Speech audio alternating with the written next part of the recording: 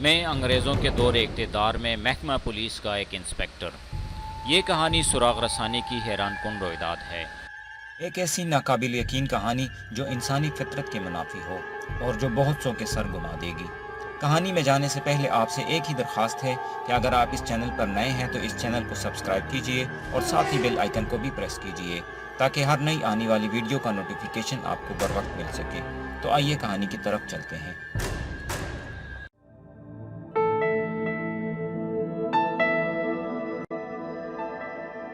مجھے تانے دار نہیں اپنا بھائی سمجھ کر مجھے ہر ایک بات بتا دو، کیونکہ اس میں تمہارا ہی بھلا ہے۔ اپنی بہن کے متعلق بھی مجھے سب کچھ بتا دو۔ تمہاری ازدواجی زندگی اور تمہاری بہن کی زندگی کا دار و مدار اسی پر ہے کہ تم مجھے کیا بتاتی ہو اور کیا چھپاتی ہو۔ سب سے پہلے مجھے اپنے متعلق بتاؤ کہ وہ جو دکاندار قتل ہو گیا ہے وہ تمہاری بدنامی کا باعث کس طرح بنا۔ اس نے جو بیان دیا اس کے کچھ الفاظ آج بھی یاد ہے۔ میں ذرا مختصر کر کے سنا دیتا ہوں۔ اس نے کہا، ایک بار میں کچھ خریدنے کے لیے اس آدمی یعنی مقتول کی دکان میں چلی گئی۔ مجھے بالکل علم نہیں تھا کہ وہ ہمارے محلے میں پچھلی گلی میں رہتا ہے۔ میں برقعے میں تھی۔ اس کی دکان میں نقاب اٹھا دیا۔ وہ بڑے مزے سے باتیں کرتا تھا جیسے وہ مجھے جانتا پہچانتا ہو۔ اس نے کوئی بیہودہ بات نہیں کی۔ میں بھی اسے ایک با اخلاق دکاندار سمجھ کر اس کے ساتھ باتیں کرنے لگی۔ میں نے چوڑیوں کا ایک سیٹ، ایک انگنیاں، 2 گزر بند اور 2 پراندے لیے۔ اس نے بہت ہی کم قیمت لی جس سے میں حیران ہوئی۔ وہ باتوں میں مجھ سے میرے گھر کا پتہ، والد صاحب کا نام اور خاوند کا نام پوچھ چکا تھا۔ میں نے قیمت کے متعلق اس سے کہا کہ آپ مال اتنا سستا بیچتے ہیں؟ اس نے کہا، یہ صرف تمہارے لیے ہے کیونکہ تم میری پڑوسن ہو۔ میں تمہارے ابا جان کا برخوردار ہوں۔ اس طرح اس نے میرے دل میں احترام سا پیدا کر دیا۔ 2-3 روز بعد ہمارے محلے کی ایک بڑی ہی بدنام عورت میرے پاس آئی۔ اس کا نام بیگی ہے۔ میرے مے کے گھر آیا کرتی تھی اور میرے امی کو میرے لیے رشتے بتایا کرتی تھی۔ اب میں اپنے خاوند کے گھر تھی، وہ کہیں باہر گئے ہوئے تھے۔ بیگی آئی تو میرے ساتھ پیار محبت کی باتیں کرنے لگی۔ اس بدبخت عورت میں یہ وصف ہے کہ اپنے دشمنوں کے دل بھی موہ لے لیتی ہے۔ اس نے ادھر ادھر کی باتیں کی اور بڑی استادی سے اس دکاندار کا ذکر چھیڑ دیا، اس کی تعریفیں کرنے لگی۔ میں نے کچھ بھی محسوس نہ کیا۔ اچانک میرا خاوند آ گیا۔ بیگی کو دیکھ کر اس کے چہرے کا رنگ بدل گیا۔ بیگی چلی گئی تو خاوند نے مجھ سے پوچھا کہ اس کے ساتھ کیا باتیں ہو رہی تھی۔ میں نے انہیں بتایا کہ کوئی خاص بات نہیں ہوئی۔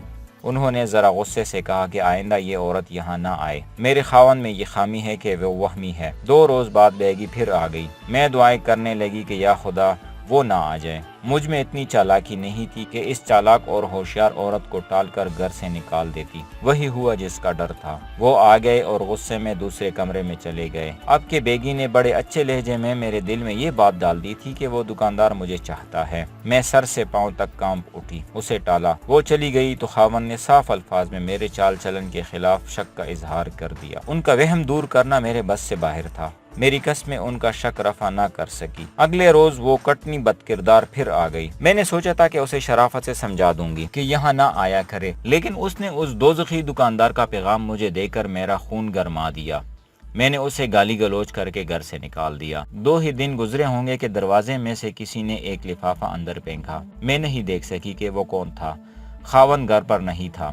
لفافہ کھولا تو اسی دکاندار کا پیغام نکلا، مگر الفاظ ایسے تھے کہ میں یہ رکا خاوند کو نہیں دکھا سکتی تھی۔ مثلاً اس قسم کے الفاظ کہ میں انتظار کرتا رہا اور تم نہ آئی۔ اگر یہ رکا خاوند دیکھ لیتا تو اسے یقین ہو جاتا کہ میں اس کے پاس جاتی رہتی ہوں۔ میں نے رکا پھاڑ کر جلا دیا اور سوچنے لگی کہ بدمعاش مرد شریف لڑکیوں کے پیچھے اس دلیری سے بھی پڑ جایا کرتے ہیں۔ میں نے پردے میں زندگی گزاری تھی اور پردے میں ہی گزر رہی تھی۔ میں اس کے گھر چلی گئی اور اس کی بیوی کو بتایا کہ اپنے خاوند کو باز کرائیں۔ مجھے توقع تھی کہ وہ تڑپ اٹھے گی کہ اس کا خاوند ایسا ہے، لیکن اس نے کہا، وہ تو میرا نام کا خاوند ہے۔ مردود نے باہر نہ جانے کتنی بیویاں رکھی ہوئی ہیں۔ جب کبھی شکایت کرتی ہوں تو برتن توڑ دیتا ہے، گالیاں بکتا ہے اور 1-2 تھپڑ بھی جڑ دیتا ہے۔ میں تو اس کافر کے بچے پال رہی ہوں۔ میں اپنا سا منہ لے کر اس کے گھر سے نکلی۔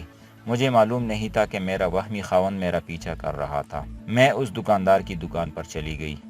اس پر خوب برسی، منہ میں جو آیا بک ڈالا، لیکن وہ ہنستا رہا اور محبت کا اظہار کرتا رہا۔ میں گھر آئی تو یہ اطمینان ہوا کہ خاوند نہیں آیا تھا۔ اس سے اگلی شام میری قسمت کا فیصلہ ہو گیا۔ خاوند گھر آیا تو اس نے یہ حکم سنایا کہ ابھی اپنی گھر چلی جاؤ۔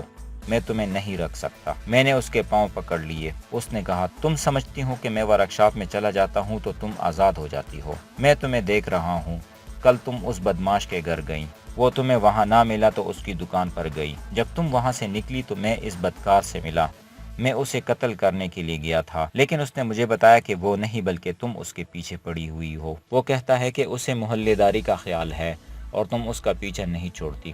اگر تم سچی ہو تو اس کے گھر اور اس کی دکان پر کیوں گئی تھی؟ میں اسے بتا نہیں سکتی تھی کہ اس نے مجھے زبانی اور تحریری بیہودہ پیغام بھیجے ہیں، ورنہ پوچھتا کہ رکا کہاں ہے۔ میں ایسے چکر میں آئی جس سے نکلنا مجھے آتا ہی نہیں تھا۔ میں غم اور غصے میں جلتی بھونتی اپنے گھر آ گئی۔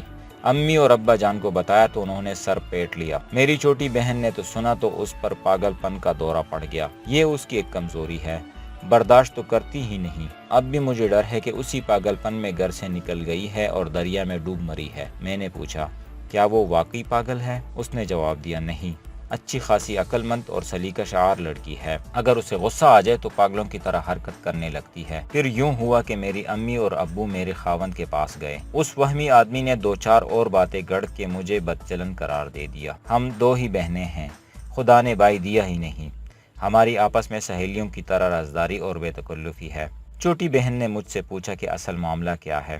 میں نے اسے اصل واقعہ سنا دیا۔ وہ میرے خاوند کے پاس گئی اور اسے سمجھانے کی کوشش کی مگر بے سود۔ معلوم نہیں کس کی نظر لگ گئی، ہماری اتنی پیاری اور باعزت زندگی تباہ ہو گئی۔ دن گزرنے لگ گئے۔ ایک روز بیگی یہاں بھی آ گئی، میرے ماں کے پاس بیٹھ کر میرے متعلق افسوس کا اظہار کیا، پھر میرے خاوند کے خلاف باتیں کی۔ میرا بس چلتا تو میں اس کا گلا دبا دیتی۔ وہ میرے پاس آ بیٹھی اور بڑے پیار سے کہنے لگی کہ تمہاری یہ حالت میری وجہ سے ہوئی ہے، گھبراؤ نہیں، میں تمہارے خاوند کا دماغ صحیح کر لوں گی۔ اس قسم کی باتوں سے اس نے میرے دل پر قبضہ کر لیا اور کہا تمہارے پاؤں دراصل وہ نہیں جمنے دے رہا، وہ جو تم پر مرتا ہے، تم صرف ایک بار اس کے پاس چلی جاؤ۔ اس نے قسم کھائی ہے کہ صرف ایک بار آ جائے پھر وہ تمہارے خاوند کے دل سے سارے وہم نکال دے گا۔ میں نے بیگی کو گالی گلوچ کی مگر اس پر ذرا بھی اثر نہ ہوا، الٹا بولی تم شادی شدہ ہو، تمہارا کیا بگڑ جائے گا، ورنہ ساری عمر گھر بیٹھی رہو گی اور لوگ تمہیں بدچلن سمجھتے رہیں گے۔ اسے لان ملامت کر کے گھر سے نکالا۔ منہ چھپا کر رونے کے سوا میں کر بھی کیا سکتی تھی۔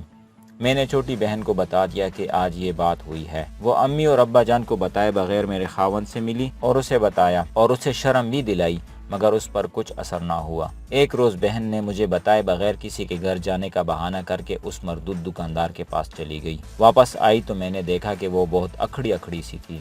میں نے پوچھا کہ اپنی سہیلی سے لڑ کر آئی ہو؟ تب اس نے بتایا کہ وہ اس دکاندار کی دکان پر گئی تھی اور اسے کہا کہ اس نے ایک جوان لڑکی کی زندگی تباہ کر دی ہے۔ اس نے میری بہن کے ساتھ بہت اچھا سلوک کیا۔ میری بہن اس کے آگے روئی بھی، اس کی منت بھی کی اور کہا کہ وہ میرے خاوند سے یہ کہہ دے کہ یہ سب جھوٹ تھا، مگر اس دوزخی نے پوری بے شرمی سے میری بہن کو کہا تمہاری بہن نے میری بات ایک بار بھی نہیں مانی، اس کی جگہ تم تھوڑی سی دیر کے لیے آ جاؤ، میں تمہاری بہنوئی کو یقین دلا دوں گا کہ تمہاری بیوی پاک صاف عورت ہے۔ ظاہر ہے کہ میری بہن ایسی بات برداشت نہیں کر سکتی تھی۔ اس نے اسے دھتکار دیا تو وہ بولا اگر بہن کو خاوند کے گھر آباد کرنا چاہتی ہو تو میری بات مان جاؤ، یہ ساری دکان تمہاری ہے، جو کچھ پسند ہے اٹھا لے جاؤ۔ میں سمجھ گئی کہ یہ غنڈہ اتنا دلیر کیوں ہے اور میں یہ بھی جان گئی کہ میرا خاوند میرے والدین کی پرواہ کیوں نہیں کرتا، صرف اس لیے کہ ہمارا کوئی بھائی نہیں، کوئی ماموں نہیں، کوئی چچا تایا نہیں، ایک ابا جان ہے، وہ بھی بوڑھے ہیں اور بھلے مانس بھی۔ ہم دونوں بہنیں انہیں کوئی بات بتاتی ہی نہیں تھی۔ ایک روز میری بہن کسی کے گھر سے واپس آ رہی تھی، برقعے کا نقاب نیچے تھا۔ راستے میں اسے یہ دکاندار مل گیا، اس نے برقعے میں بھی میری بہن کو پہچان لیا، اسے روک کر کہنے لگا تم دونوں بہنیں پتھر ہو، اس کی ازدواجی زندگی بچا لو، آؤ میرے ساتھ، آدھے پونے گھنٹے بعد واپس آ جانا۔ بہن نے اسے دھتکارا تو اس نے دھمکی دی یاد رکھو تمہارا رشتہ جہاں کہیں بھی ہو میں وہاں جا کے کہہ دوں گا کہ اس لڑکی کے ساتھ میرے تعلقات ہے۔ میری بہن سٹپٹائی ہوئی گھر آئی اور یہ بات مجھے سنائی۔ میں تو ڈرپوک ہوں، وہ دلیر ہے، مگر رو پڑی اور کہنے لگی کہ ہمارے 1-2 بھائی ہوتے تو آج ہمارا حشر یہ نہ ہوتا۔ دوسرے دن ہمارے ہاں میری اس بہن کے رشتے کے لیے مہمان آ گئے۔ ابا جان نے صحن میں مرغی ذبح کی، میں اور بہن دیکھ رہے تھے۔ میری بہن نے مجھ سے پوچھا باجی اس چوری سے انسان کی گردن کٹ سکتی ہے؟ میں نے جواب دیا کیوں نہیں کٹ سکتی، 1 فٹ لمبی چھری ہے، یہ تو بیل کی بھی گردن کاٹ دے۔ یہ بات مذاق کے رنگ میں ہوئی تھی، مگر میں نے دیکھا کہ اس پر عجیب طرح کی خاموشی طاری ہو گئی اور وہ مرغی کے خون کو دیکھ رہی تھی۔ پھر وہ چپ ہی رہی۔ اس کا رشتہ طے ہو گیا، بڑا اچھا گھرانہ ہے، اب تو معاملہ ہی چوپٹ ہو گیا ہے۔ رشتہ طے کر کے مہمان اگلے روز چلے گئے تو بہن نے مجھے کہا، اس نے دھمکی دی تھی کہ جہاں تمہارا رشتہ ہوگا وہاں کہہ دوں گا کہ اس لڑکی کے ساتھ میرے تعلقات ہیں، اس نے تمہیں بھی اجاڑا ہے، مجھے بھی اجاڑے گا۔ پھر وہ چپ ہو گئی۔ وہ 3 دن چپ رہی۔ میں نے اسے ہر وقت گہری سوچ میں گم دیکھا۔ ایک شام میں نے اسے باورچی خانے میں دیکھا، وہی چوری ہاتھ میں لیے کچھ سوچ رہی تھی۔ میں باورچی خانے میں داخل ہوئی تو اس نے چونک کر چوری رکھ دی۔ پھر معلوم نہیں وہ کس وقت باہر نکل گئی، بہت دیر تک نہ آئی۔ امی نے دیکھا کہ اس کا برقع کمرے میں پڑا ہوا ہے، وہ برقعے کے بغیر نکل گئی تھی، پھر واپس نہیں آئی۔ میں چوری پر چونک پڑا، میرے ذہن میں ایک چکر چل پڑا۔ وہ غصے میں پاگل ہو جاتی تھی، دلیر تھی۔ اس نے پوچھا کہ اس چوری سے انسان کی گردن کٹ سکتی ہے؟ مقتول کی بلیک میلنگ اور دھمکیاں، میری چٹی حس بیدار ہو گئی۔ میں نے بڑی بہن سے پوچھا، وہ چوری کہاں ہے؟ جاؤ دیکھو ذرا، اگر مل جائے تو مجھے دکھاؤ۔ وہ چلی گئی اور خاصی دیر سے آئی۔ کہنے لگی، امی کہتی ہے کہ وہ چوری کئی روز سے نہیں مل رہی، اب چاقو استعمال کرتے ہیں۔ مجھے کچھ ایسے ہی جواب کی توقع تھی۔ اتنی سی بات سن کر میں نے کچھ بھی نہیں سوچا۔ میں نے لڑکی کے باپ کو بلایا اور اسے کہا کہ آپ سب میرے ساتھ تھوڑی دیر کے لیے تھانے چلیں۔ وہ میرے ساتھ چل پڑے۔ میں انہیں تھانگے میں تھانے لے گیا۔ میں نے وہ چوری جو لاش کے قریب پڑی ملی تھی انہیں دکھائی اور پوچھا کہ وہ اسے پہچانتے ہیں؟ لڑکی کی ماں نے چوری کو بڑے غور سے دیکھا اور کہا، یہ تو ہماری ہی لگتی ہے اور یہ اس روز سے غائب ہے جس روز سے میری بچی لاپتہ ہوئی ہے۔ میں نے دوسری چیزیں بھی جو برآمد ہوئی تھی درازوں سے نکال کر میز پر رکھ دی۔ ان میں ایک دوپٹہ تھا جس پر خون کے داغ دبے تھے، سینڈل کا ایک پاؤں تھا اور چوڑیوں کے ٹکڑے تھے۔ یہ چیزیں دیکھتے ہی لڑکی کی بڑی بہن چیخ کر بولی، ہائے میرے اللہ، یہ تو میری گڈی کا سینڈل ہے، دوپٹہ بھی اسی کا ہے، چوڑیاں بھی اسی کی ہے۔ اماں پر تو سکتہ طاری ہو گیا، دوپٹے پر خون تھا، ساتھ چھری تھی۔ ماں اور بہن غش پہ غش نہ کھاتی تو کیوں نہ کھاتی؟ وہ جان گئی تھی کہ ان کی بچی قتل ہو گئی ہے، انہیں سنبھالنا مشکل ہو گیا۔ باپ دل گردے والا آدمی تھا۔ مجھے باہر لے گیا اور بڑے تحمل سے پوچھا کہ یہ کیا معاملہ ہے۔ میں نے اسے بتایا کہ ابھی کچھ بھی نہیں کہا جا سکتا، یہ کہنا بھی صحیح نہیں کہ لڑکی قتل ہو گئی ہے، دعا اور انتظار کریں۔ انہیں جھوٹی تسلیاں دے کر میں نے گھر بھیج دیا اور کہا کہ دعا کریں۔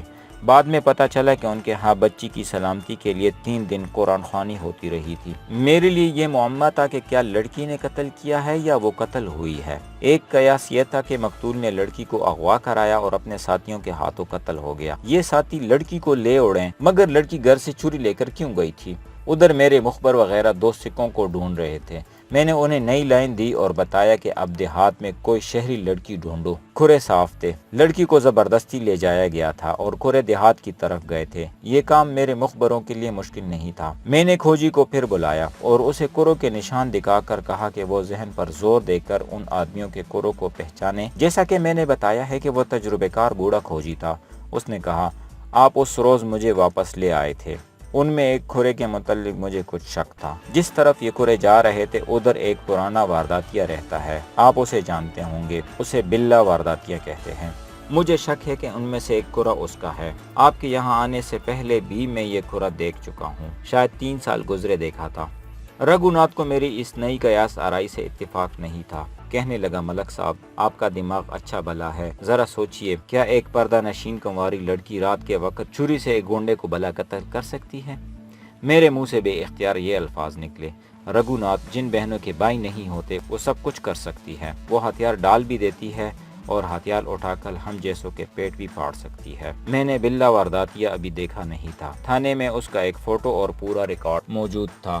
3 بار کا سزا یافتہ تھا، اس کا پیشہ زنی تھا اور دکانیں بھی توڑتا تھا۔ میں نے کسی کہانی میں آپ کو نامی گرامی ڈاکوؤں کے متعلق بتایا تھا جنہیں پکڑنے کے لیے فوج بھی استعمال کی جاتی تھی۔ بلا اس کلاس کا ڈاکو نہیں تھا، وہ درمیانے درجے کا جرائم پیشہ تھا۔ ایسے لوگوں کو وارداتیہ بھی کہا جاتا تھا۔ اس درجے کے جرائم پیشہ بردہ فروشی بھی کیا کرتے تھے۔ یہ اکثر دیہاتی علاقوں میں رہا کرتے تھے۔ وہ جس گاؤں میں رہتے تھے اس کی عزت کا پورا خیال رکھتے تھے۔ گاؤں میں کوئی بدماشی نہیں کرتے تھے۔ جس گاؤں میں کوئی ایسا جرائم پیشہ رہتا تھا جسے دوسرے جرائم پیشہ جانتے ہوں تو وہ اخلاقاً اس گاؤں میں کوئی واردات نہیں کرتے تھے۔ اس گاؤں کے باشندے محفوظ رہتے تھے۔ اور وہ اس کے جواب میں اپنے گاؤں کے وارداتیے کو تحفظ دیتے تھے۔ وہ چوری کا مال یا کوئی مغویہ عورت گاؤں میں لاتے تو گاؤں کا کوئی فرد اس کا سراغ نہیں دیتا تھا۔ لوگوں کے اس رویے سے پولیس کے لیے مشکل پیدا ہو جاتی تھی۔